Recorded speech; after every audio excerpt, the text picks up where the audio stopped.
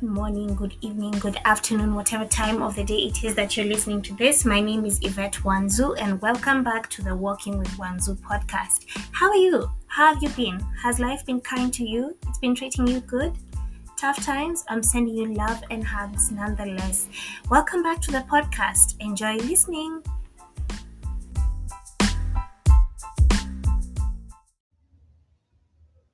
Hi guys, welcome back to the podcast. How are you? How have you been? Thank you so much for the feedback that I got on the last episode that we had about honoring our mothers and moms in general. I really love that you people warmed up to that episode and you embraced the conversation. And we had an opportunity for a split second to just celebrate mothers and motherhood and the big job that it is. Now, without further ado, I want to hop straight into the topic for today. May is Mental Health Awareness Month. And so I wouldn't let May come to an end without having a discussion about mental health and just general well-being as far as matters mental health are concerned, if that makes sense. So I personally am a huge advocate for awareness as far as mental health is concerned and just being in a good space. And if you're not working towards getting there and having the tools and just being equipped, I think we are in an age now where there's a lot of awareness being created as far as mental health is concerned, treatment, diagnosis, the resources and the tools that one can get or that they need.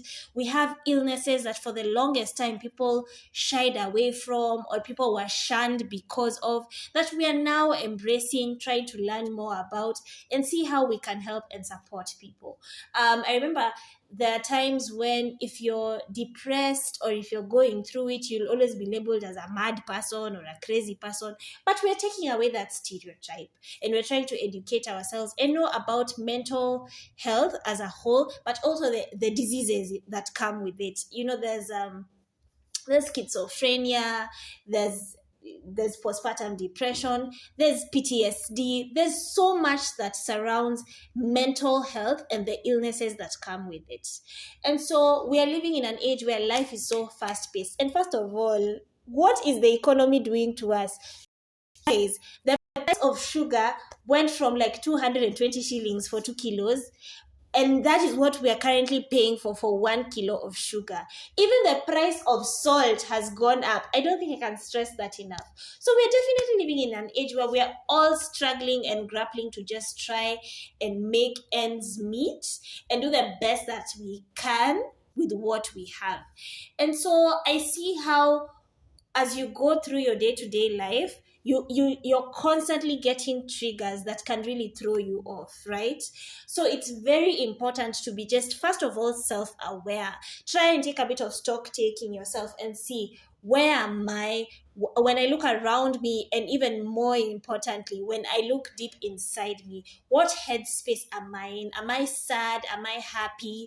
Am I feeling defeated? Am I feeling hopeless? Am I feeling like, what mind space are you in? What mind space would you like to be in? And what are the steps that you personally can take to be able to get yourself there? And so well-being and mental health wellness generally, just being in a good mental space, is something that has generally been commercialized nowadays. It's like people are feeling, let me get into that relationship and then my partner will make me happy. Let me get that job and then now I will be happy. Let me get that money and then now I will be happy. Let me do this, let me do that, or let this person come into my space and then now they will help make me happy. Mental well-being or mental health and being in a good headspace has everything to do with you and very little to do with the people that are around you. Now, don't get me wrong, your environment, the people that you interact with, the people that you let into your space, generally the people that you surround yourself with, also have a huge impact as far as your health and your mental well-being is concerned. And so it's very important to be aware of your surrounding, the people that you let close to you, the content that you even consume, the kind of activities that you involve yourself in. they directly impact you and the headspace that you're in. Now you could be out here struggling because Nairobi is the ghetto, and we all know how singlehood can just be a lot in this Nairobi. But the content that you're consuming is a lot of is content for people who are in happy relationships and stuff like that. And as we are happy, more than happy to see people thrive and do really, really well, sometimes such that kind of content can be triggering for you. It can make you feel inadequate. It can make you feel like there's something you're not doing right, like there's something you need to do, And so the content that we consume, we need to be careful to strike the balance of, is it inspiring me? Is it motivating me? Is it giving me new ideas? Is it just downright making me feel inadequate and unblessed? Because today we are coming up with a word. I feel like feeling unblessed is a feeling. Now, I'm in a space in my life where I'm doing a lot of transitional changes. And I know I say that a lot because I stay reinventing. And so when I look around me, and also, but the fact that now a lot of my friends are in their 30s, some even in their 40s, have settled in terms of, some of them are having the last batch of the babies that they wanted to have. Some of them are just in marriages that are very solid. Some of them have hopped onto their dream jobs. Their career is taking a good trajectory. Some of them have discovered what it is that they want to do, and so they are just taking that path and pursuing it relentlessly. And so for me, now is when I'm starting to see, this works for me, this doesn't. It's just very recently that I found my voice, that I'm starting to know myself as an individual. And so sometimes when I look around me, I can see how when for a moment I compare, that there are small instances where I feel like I'm lagging behind. And so there are times when I'll just wake up in the morning and I just feel unblessed. I just feel like, why is so and so have all these things that I personally have been praying for going on for them, and me, I'm just here supporting people's dreams. And don't get me wrong, I love it. I feel like one of the many reasons I was put on this earth was to be able to just create safe spaces for people, be a safe space myself, and then just be a symbol of love and hope and grace and inspiration. Yeah, that's something that I hold very dear and close to my heart.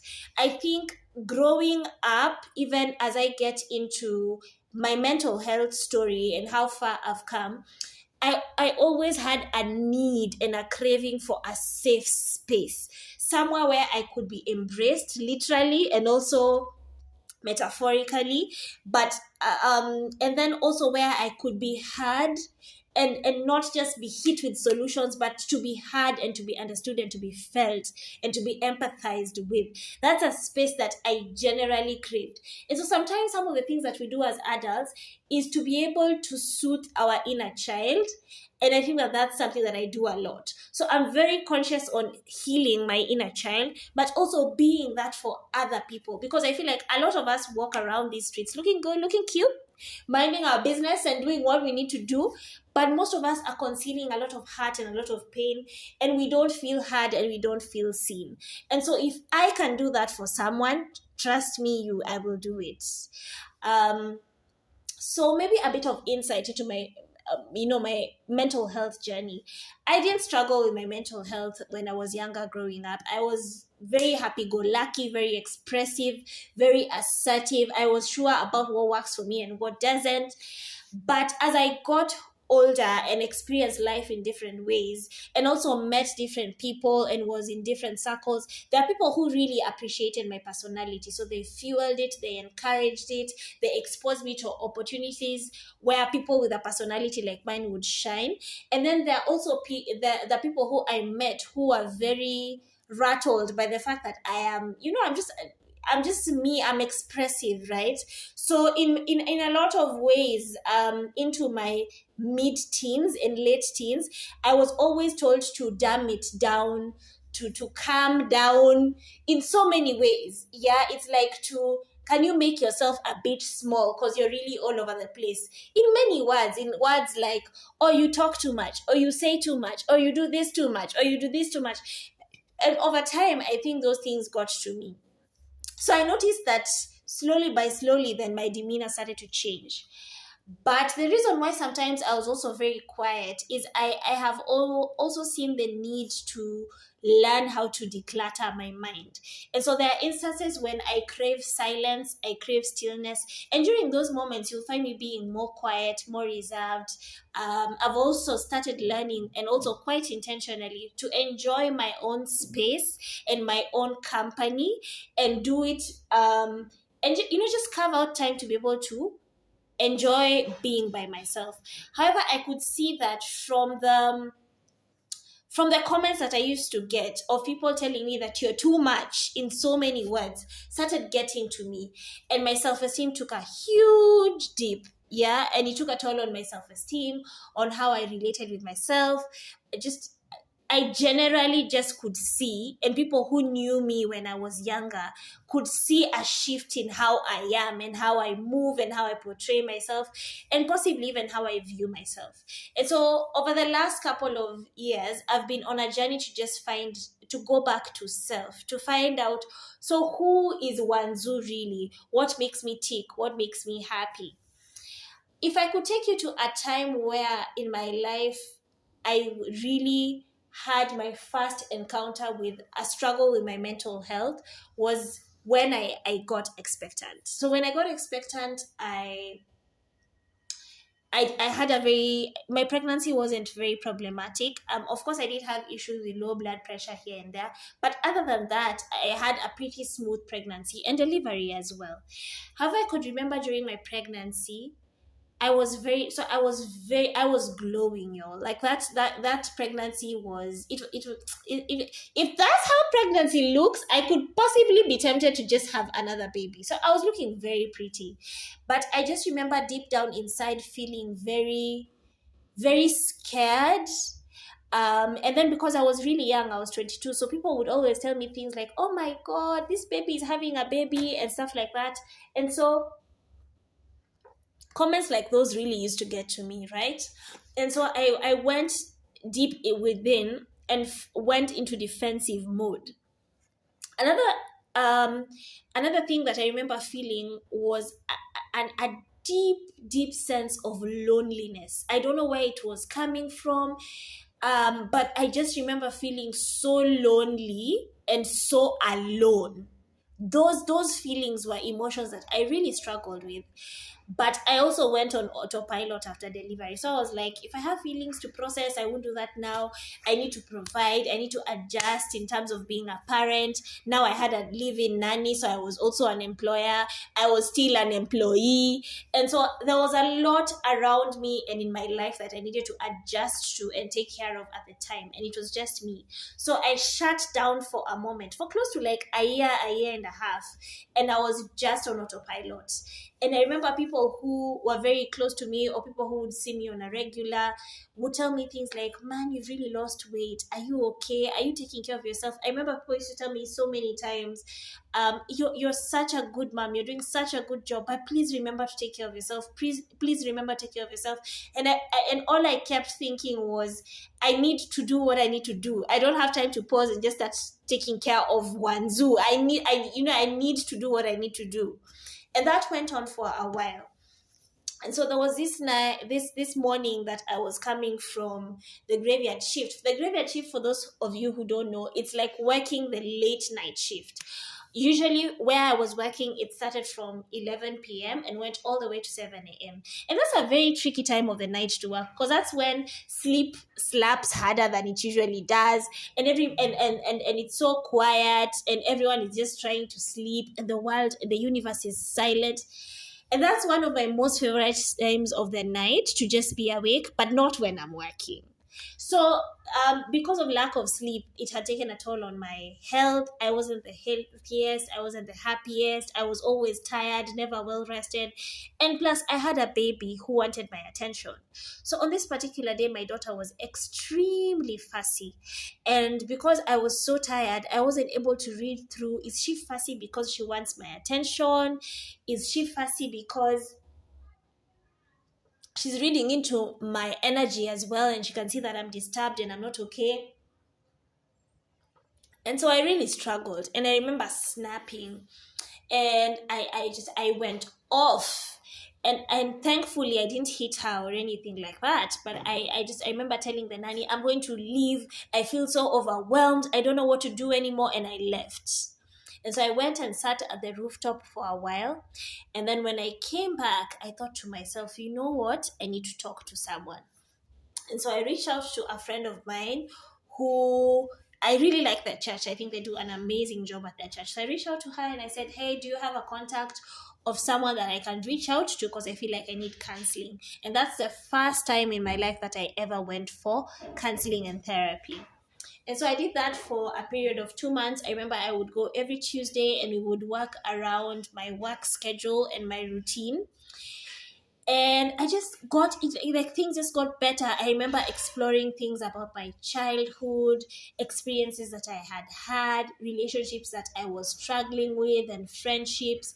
And I got happier, I got calmer, I got more calm.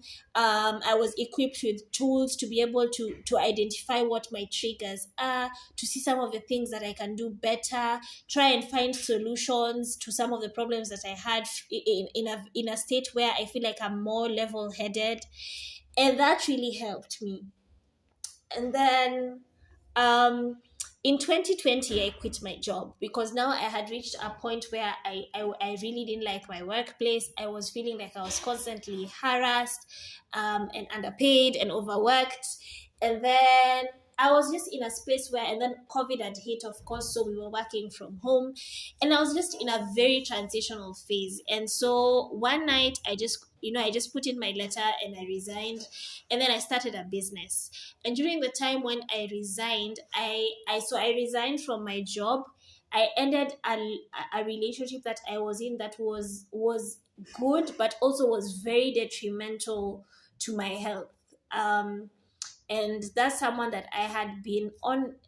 I wouldn't say it was a relationship, I would say it was more like a friends with benefits that I had been on for almost close to 4 years. And during that time I wasn't seeing anyone else or dating anyone else, but I remember really holding on to that friends with benefits, that kind of situation, because I always thought that we would transition into the next step, which we never did. And so that really took a hit on me because I chose to end whatever it is that was going on. And then during that time, one of my cousins, who I am really close to, moved away to Canada. So I was going through huge transitions and losses. I remember even cutting my hair. I was really going through it. And I remember feeling like no one understood how I was feeling. I remember feeling alone. And I can even, and now I even start to get emotional when I think of it. And so slowly by slowly, I just started to build up my confidence. I never used to wear makeup. And so I started exploring, what that looks like. I started exploring what my style is. I started going out more, doing things that I would necessarily shy away from. And then I started making my well-being my own responsibility and my priority. And now, and it was a process. And I remember 2021, I was home for the better part of that year. And it was hard for me because I didn't know what life was like outside of a routine. So you wake up, go to work, come back. Now it was me managing my own business, trying to make ends meet. It was, and I had to let go of my nanny. So I was working at home, taking care of my child, like generally doing everything, some of the responsibilities that I was used to delegating, but also just taking charge of my life. And so it's been quite a journey. And then just things just got better, and I just learned how to cope and to move with it, until last year when I noticed that there was a very strange pattern that I had developed as far as my mood was concerned.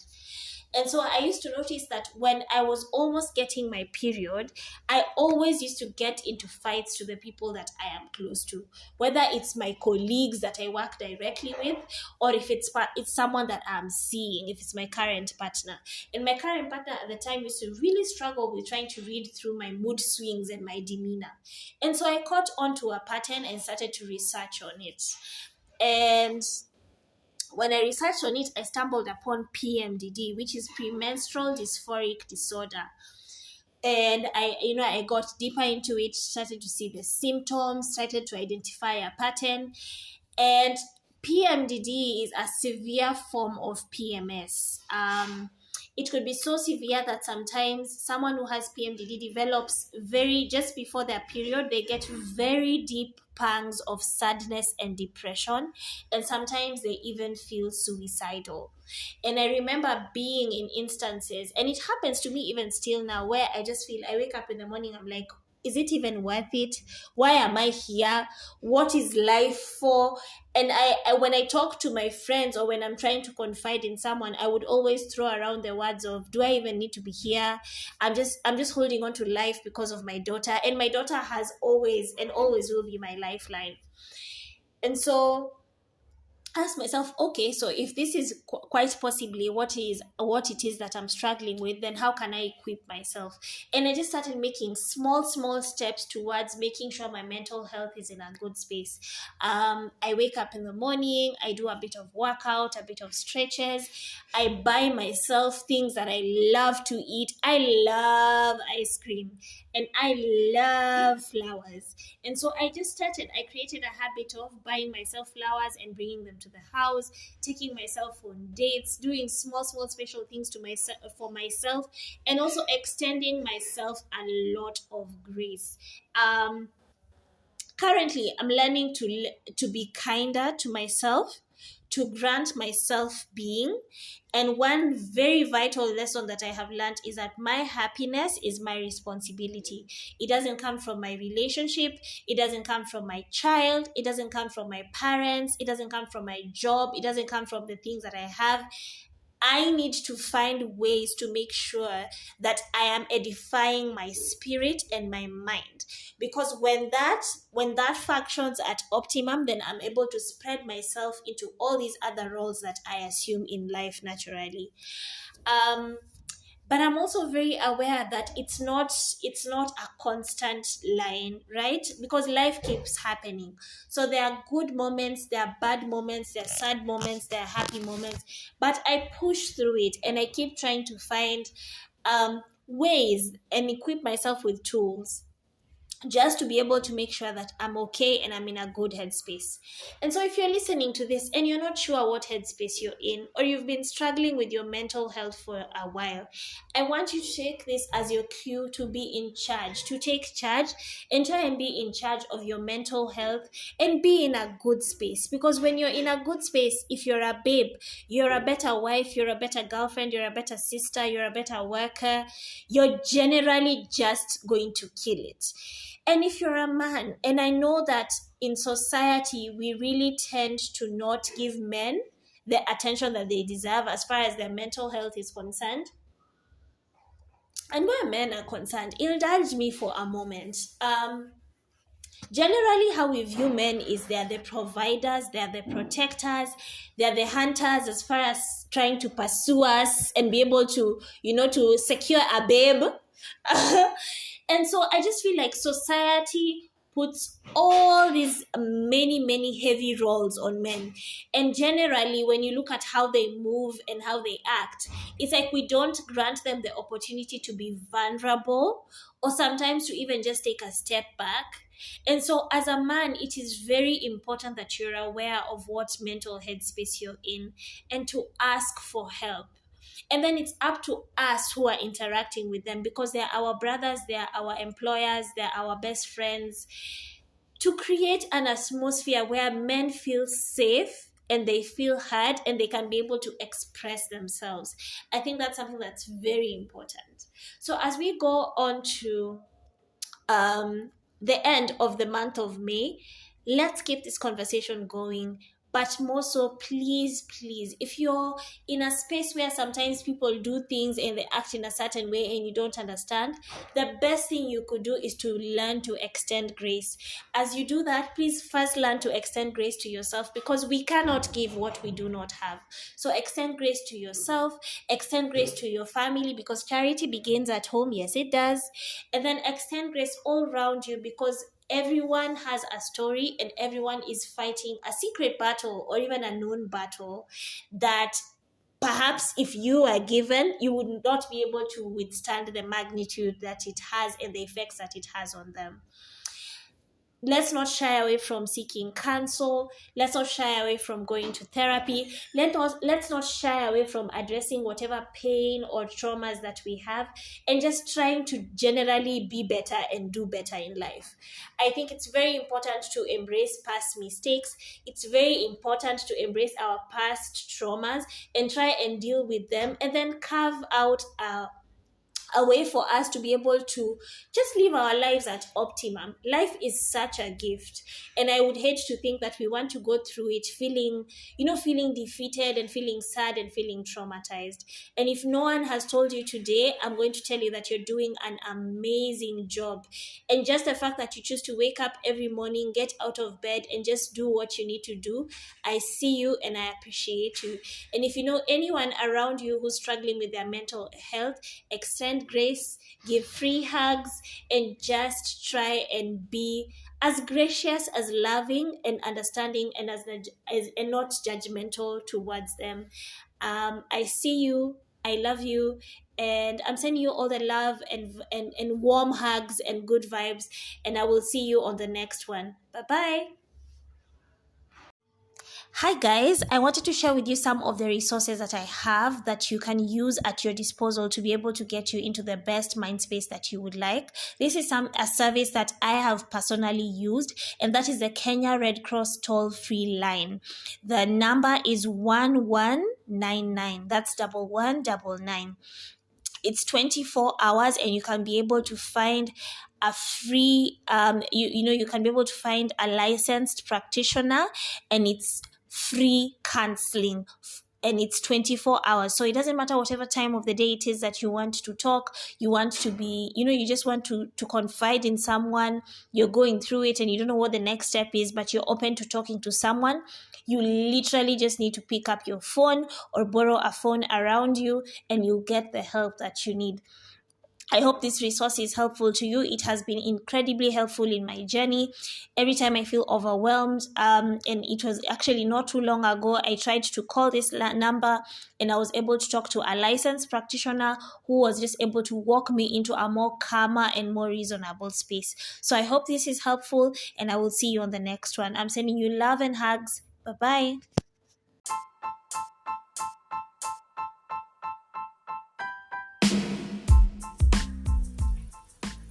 Thank you so much for listening to today's episode and being part of my journey. I would love to hear from you. Find me on Instagram at Yvette Wanzu. Find me on Gmail at tewanzu@gmail.com. Feel free to write to me so that we can interact and get to know each other a little bit better. Thank you so much for being part of my journey and for walking with me and doing this thing called life with me. So we just do life together. Ama, have a good one. Sending you love and light, and I will see you on the next one. Bye.